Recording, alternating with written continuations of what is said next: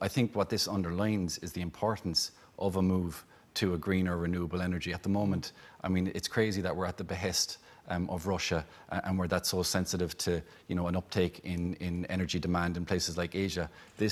Sometimes there's a narrative out there that these price hikes and this energy shortage has come about by this efforts to move to renewable energy.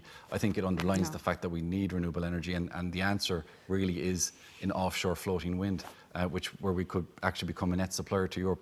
It could lead to a situation.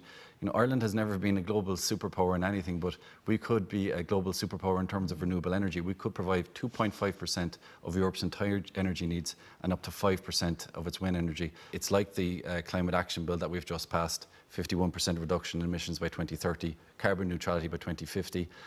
There's going to be a bit of pain involved with that, but the planet is on fire, and we have to take measures in order to try and recuperate that.